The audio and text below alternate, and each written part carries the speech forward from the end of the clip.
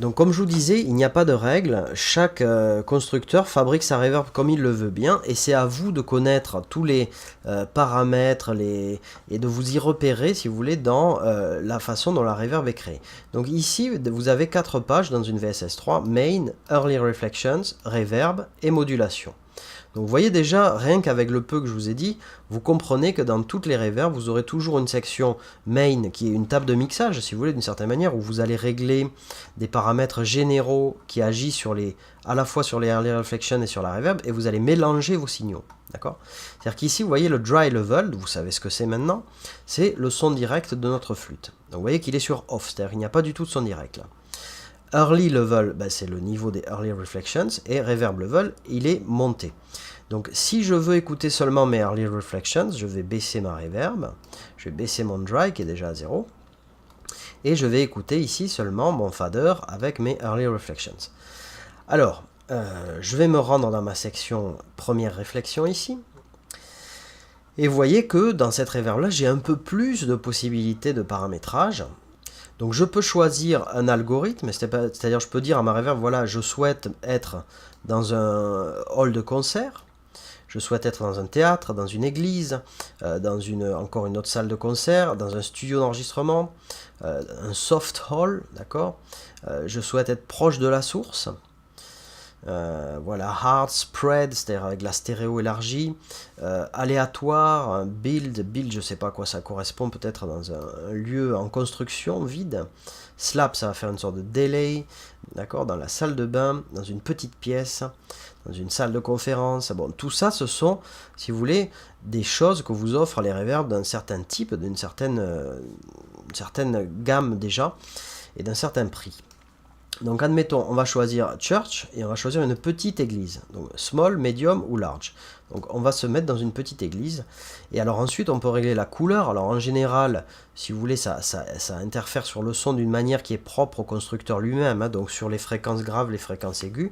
Il y a toujours un low cut, c'est-à-dire pour couper les fréquences graves en dessous d'un certain seuil.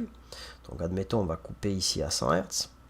Et on va s'amuser à bouger le paramètre color qui va nous donner la couleur de cette petite église. Voyons ce que ça donne. Plus aigu, vous voyez. Je vais couper mon micro. Hein.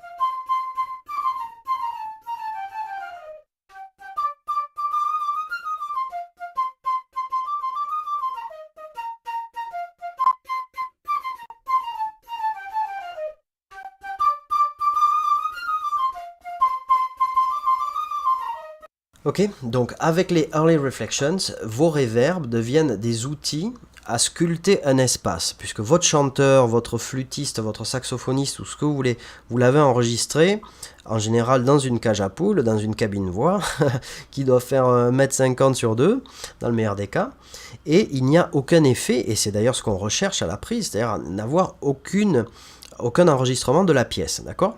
Donc vous avez enregistré la personne comme ça, avec un son de proximité, un effet de proximité. Et vous ne l'avez pas enregistré comme ça, vous voyez, là je m'éloigne et je me mets à 1,50 m du micro, où là vous entendez la pièce dans laquelle je suis, vous entendez résonner la pièce quand je me déplace, ok ? Donc c'est ça qu'on va recréer avec les Early Reflections. On va dire à la reverb, je me trouve dans une pièce carrée, je me trouve dans une pièce grande, petite, etc. qui fait résonner les graves ou pas, ou les aigus, etc. etc. Ok ? Bien. Donc selon le type de reverb que vous achetez, vous aurez plus ou moins de contrôle, et c'est ça qui détermine un petit peu la qualité, la classe de la reverb. Vous aurez plus ou moins de possibilités de contrôle sur votre son de vos Early Reflections. Et aujourd'hui, on est en 2009, on est en 2010 bientôt, ce qu'on demande à une reverb, c'est pas tellement de nous faire le des années 80, on en a un peu rien à faire. Ce qu'on demande à une reverb, c'est d'être capable d'avoir un algorithme d'early reflection très sophistiqué, très net, très propre et très puissant pour pouvoir positionner nos sources exactement de la manière dont on le souhaite. Ok ? Bien. Donc, vous voyez qu'ici, j'avais coupé, je vous rappelle, j'avais coupé mon reverb level. Hein, donc, je n'ai pas du tout de reverb, on n'écoute que les early en ce moment. Alors, évidemment, dans le cas où j'ai inséré ma reverb comme ici sur ma piste de flûte, je ne peux pas laisser mon dry à 0. Hein. Donc, lorsqu'on verra tout à l'heure tous les autres exemples que je vous donnerai en partie 2 de ce tutoriel, on n'utilisera pas les reverbs sur la piste elle-même. On utilisera les reverbs en utilisant un départ d'effet. Donc dans ce cas-là, lorsqu'on utilise un départ d'effet, je vous le montrerai tout à l'heure, on met toujours le dry à 0. Pourquoi? Parce que le dry il joue déjà sur ma piste. Et on part dans une autre piste, on met l'effet sur une autre piste. Par exemple mes reverbs, vous voyez ici j'ai un tas de reverbs, toutes prêtes pour la deuxième partie de ce tuto. Elles sont sur une autre piste. Donc dans ce cas-là, on ne veut pas avoir le signal sec en double. Donc on gardera notre dry level à 0. Bien, j'espère que c'est compréhensible, c'est très important ça. Vous ne voulez pas avoir le dry level en double. Nous, ici, nous sommes sur la piste de flûte, nous avons inséré la reverb sur la piste de flûte. Donc je dois mélanger mes early reflections, je dois les mélanger à mon son direct, d'accord? Donc je vais faire ce mélange dans ce cas-là. Dans le cas où vous insérez votre plugin ici, vous devez faire votre mélange à l'intérieur du plugin de reverb, ok?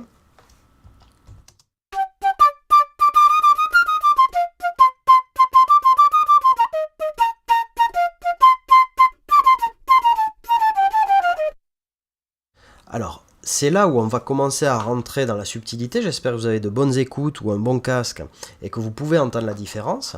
Là, j'ai mon son qui joue hein, dry, c'est-à-dire sans effet.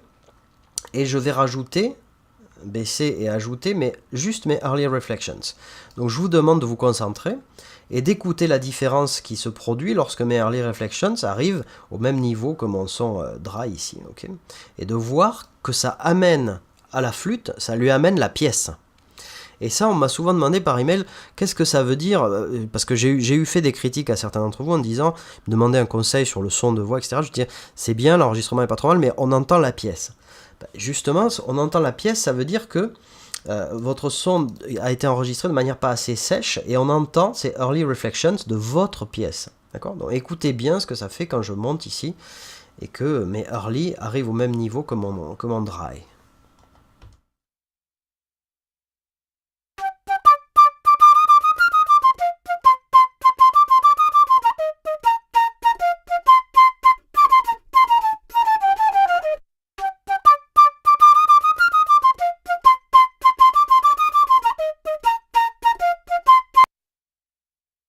Voilà, donc j'espère si vous avez bien écouté, que vous entendez tout d'un coup, lorsque mes early rejoignent le même niveau à peu près que mon son dry, vous voyez que ça positionne l'enregistrement dans une pièce, n'est-ce pas? On a tout d'un coup une sensation d'espace. Et la reverb, ça sert à ça. C'est-à-dire ça sert à recréer une sensation d'espace, une sensation que le son n'a pas été enregistré dans une pièce complètement morte. D'accord? Donc, en créant ces sensations d'espace, vous allez vous intéresser principalement aux early reflections. Et vous vous foutez éperdument du niveau de reverb. Vous voyez qu'on est en off sur la reverb elle-même, la traînée de la reverb est en off. Okay? Ça, c'est autre chose. Donc, juste pour l'exemple, je vais changer le type d'early reflections pendant que, là on était sur salle de bain. Donc je vais changer encore une fois les types pendant qu'on écoute, juste pour que vous voyez un peu les différences.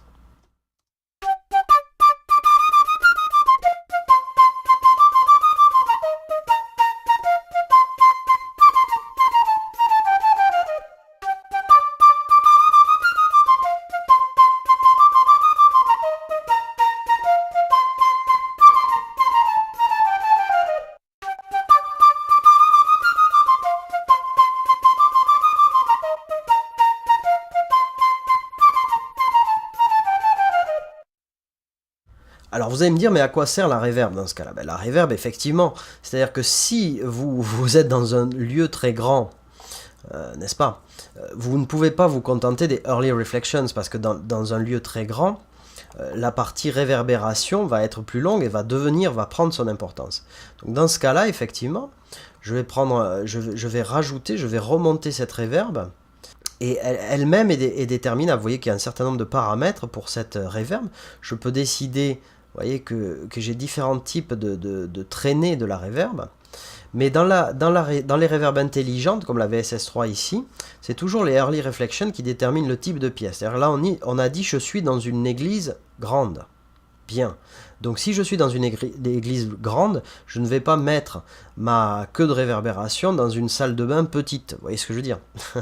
Donc il y a des plugins qui permettent de faire ça et qui permettent de dissocier, de régler pour atteindre des effets non naturels, des effets spéciaux, qui permettent de dissocier le type de pièce que vous avez sur la traînée de la reverb par rapport à ce que vous avez réglé sur vos Early Reflections.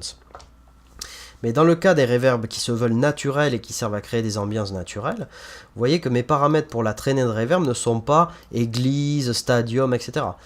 J'ai doux, naturel, vivant, rapide,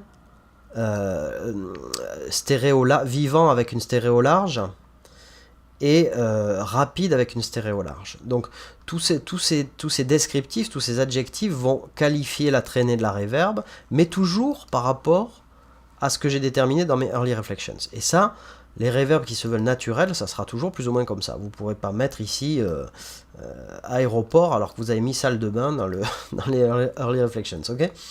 Bien. Et ensuite, vous pouvez toujours pareil, low cut, vous savez ce que c'est, hein, donc couper en dessous d'une certaine fréquence, high cut, couper au-dessus d'une certaine fréquence, etc. La balance, droite-gauche, centre, high soften, adoucir les aigus, low damp, rabaisser, comment dirais-je, baisser la résonance des graves, la diffusion. Diffusion, c'est un paramètre que vous allez trouver dans beaucoup d'unités de réverbération. Plus vous diffusez, moins les murs sont absorbants. D'accord? Donc, dans une salle, par exemple, où vous auriez beaucoup de tapis, beaucoup de rideaux, il y a peu de diffusion. D'accord? Le son se diffuse moins que dans une salle qui serait tout en métal, tout en verre ou tout en brique. Enfin, encore que la brique, ça absorbe pas mal.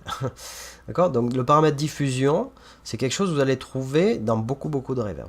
Donc, il vous faut apprendre, et largeur ici, évidemment, largeur de la reverb, donc mono, centré, stéréo ou élargi. Bien, et ça aura son importance, je vais vous expliquer en partie 2. Donc avec tous ces paramètres, vous réglez, et ce que je vais faire, c'est que je vais ouvrir maintenant, dans ma page mixage, je vais ouvrir petit à petit le niveau de reverb pour que vous voyez bien la différence entre la tail, la résonance à reverb, et les early reflections. C'est parti.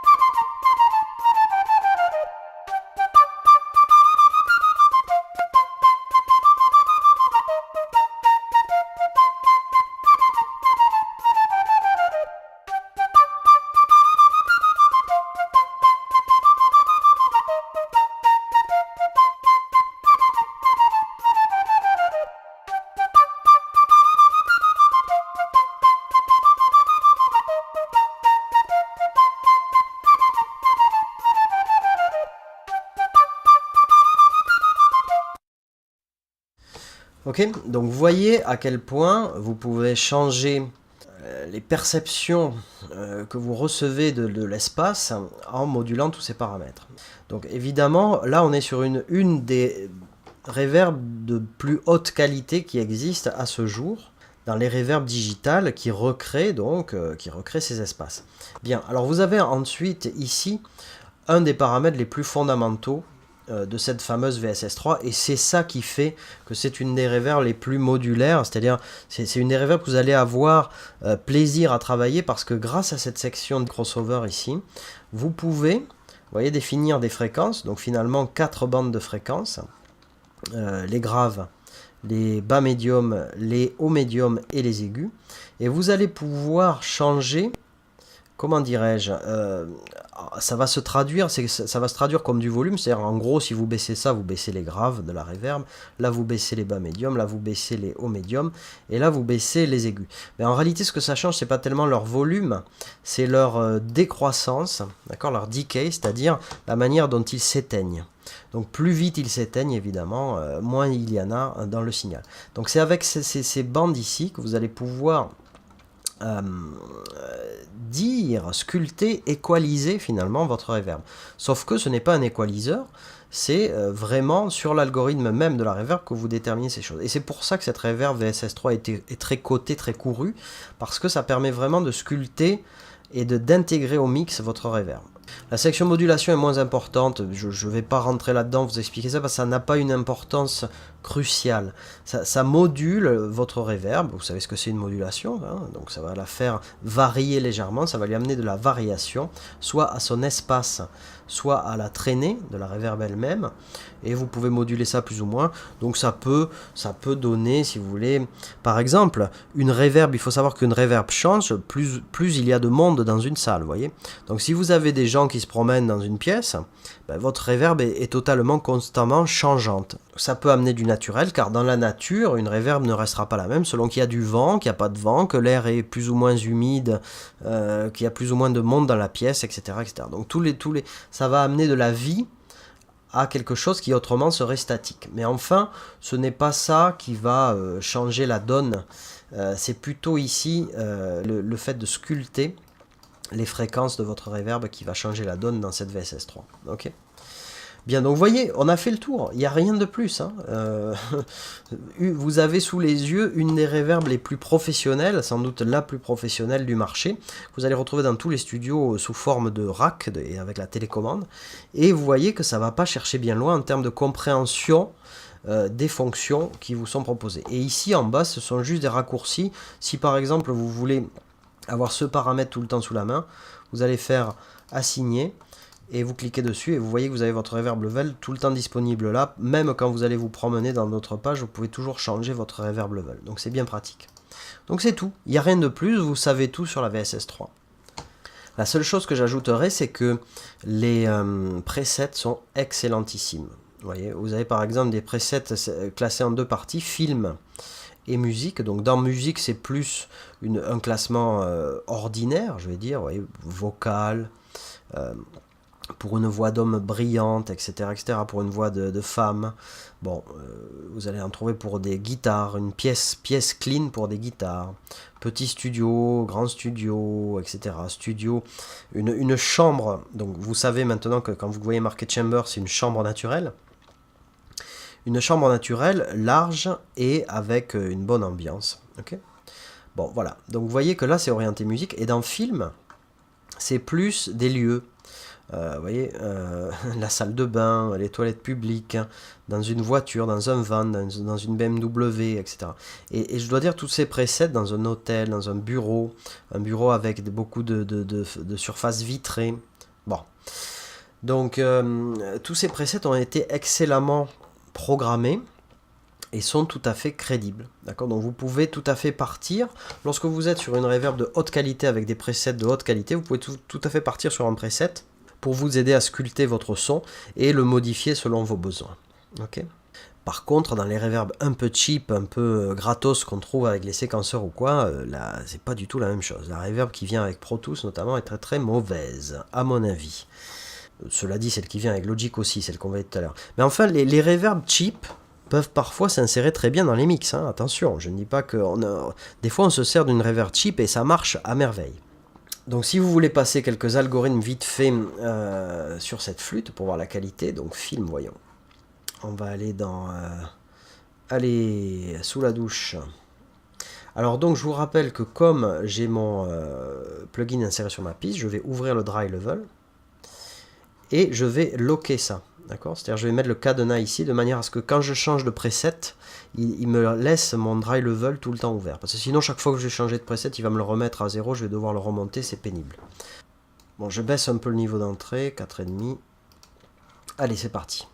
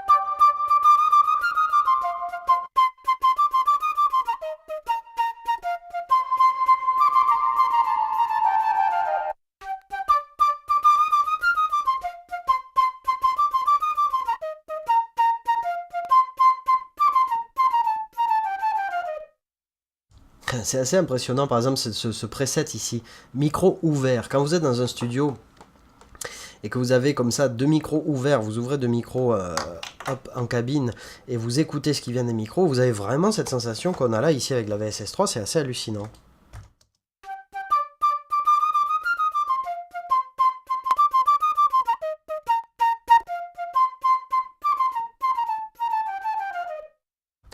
Donc sur certains coups, ça recrée assez efficacement, je dois dire, les lieux, les différents lieux qui sont nommés ici dans ces différents presets. Alors par contre, mettons-nous un instant dans par exemple Church Piano ou cathédrale, peu importe. Allez, nous sommes censés être dans une cathédrale, voyons.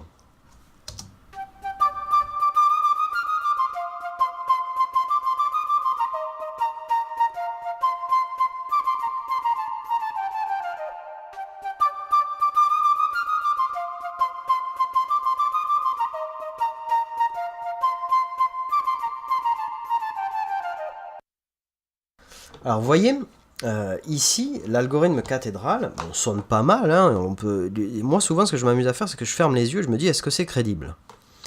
Et souvent, c'est pas crédible. Et pour cause parce qu'en réalité, il y a des lois dans l'acoustique qui sont très simples à comprendre et que je vais vous énumérer, vous expliquer en partie 2. Si vous cherchez à utiliser les reverbs pour recréer des espaces, comment dirais-je, crédibles, où on va se dire, ah oui, ça pourrait effectivement être enregistré dans le lieu que nous annonce le preset, il y a 2-3 choses à savoir quand même qui sont importantes et qui vont faire toute la différence, d'accord? Donc ce qu'on va faire dans la deuxième partie, c'est que d'une part je vais vous énoncer un certain nombre de règles acoustiques que vous pourrez appliquer systématiquement, vous pourrez garder dans votre esprit, je l'espère, et que vous appliquerez dans vos mix et qui vont vous soulager, vous ne pouvez pas imaginer à quel point, parce que j'imagine que comme beaucoup me l'ont fait savoir par email, vous devez avoir des problèmes à positionner les reverbs, c'est-à-dire soit vous ne l'entendez pas du tout, soit elle ne s'insère pas dans le mix, soit si vous la poussez trop, ça vous bouffe tout votre mix et vous ne savez plus comment faire avec la reverb, on ne va pas refaire le son des années 80, etc. etc. Bien. Donc il y a effectivement des règles d'acoustique à connaître si vous voulez pouvoir paramétrer vos reverbs de manière à ce qu'elles s'intègrent dans le mix. Et c'est ce qu'on va regarder en partie 2.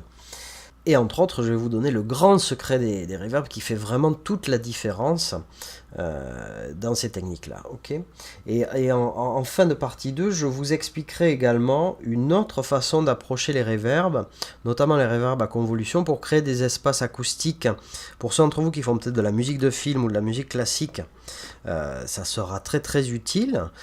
Mais on peut utiliser cette façon de réverbérer aussi dans la chanson, donc peut-être certains d'entre vous adopteront cette deuxième technique que je vais vous expliquer également en partie 2. Ok, donc on va s'en tenir là pour l'instant dans cette partie 1 où je voulais principalement vous expliquer les différents, vous démystifier un petit peu les différents paramètres que vous allez trouver dans toutes les reverbs sur la surface de la planète. D'accord, donc le pré-delay, bon ici vous voyez vous en avez d'autres, le reverb delay, c'est-à-dire c'est un delay supplémentaire, comme le pré-delay mais qui ne touche que la réverbération et pas les early reflections. Ok, voilà, bon, le decay c'est tout simplement, des fois vous verrez reverb time et des fois ça s'appelle decay time. Donc ici c'est pas marqué, c'est la longueur de la traînée de la reverb. Donc ici c'est pas marqué reverb time, c'est marqué decay. Bon, donc tout ça, il faut connaître tous ces mots et j'espère que au travers de ces 2-3 reverbs qu'on a vus, normalement vous devriez vous y repérer dans vos reverbs à vous, puisque c'est toujours plus ou moins labellisé pareil, ou en tout cas vous devriez être capable de déduire à quoi servent tel ou tel paramètre, même si le nom n'est pas tout à fait identique. Ok, vous voyez par exemple ici high decay, ben, tout simplement c'est le même decay qu'ici, c'est le temps de la durée, mais vous voyez qu'il y a marqué multiplié par 0,69, c'est-à-dire que les aigus de la reverb vont s'éteindre plus vite, d'accord, puisqu'ils sont multipliés par 0,69. Si c'est à 1, on va mettre à 1 ici, les aigus s'éteignent à la même vitesse que tout le reste du son. Maintenant, si c'est au-dessus, les aigus vont traîner plus longtemps, d'accord. Et si c'est en dessous de 1, les aigus vont s'arrêter de résonner plus vite. Donc tout ça, normalement, avec ce que je vous ai dit pour l'instant, vous devrez pouvoir déduire par vous-même pour peu que vous ayez quelques notions d'anglais, parce que malheureusement, comme je vous le disais, c'est jamais traduit en français, jamais, jamais, jamais, jamais. Donc vous devrez pouvoir déduire dans vos reverbs à vous ce que représente tel ou tel paramètre, et puis de toute façon, je vais continuer à vous indiquer 2-3 choses supplémentaires à ce niveau-là dans la partie 2. Allez, donc je vous donne rendez-vous dans un instant, partie 2, pour le grand secret des reverbs. Bye bye, à tout de suite.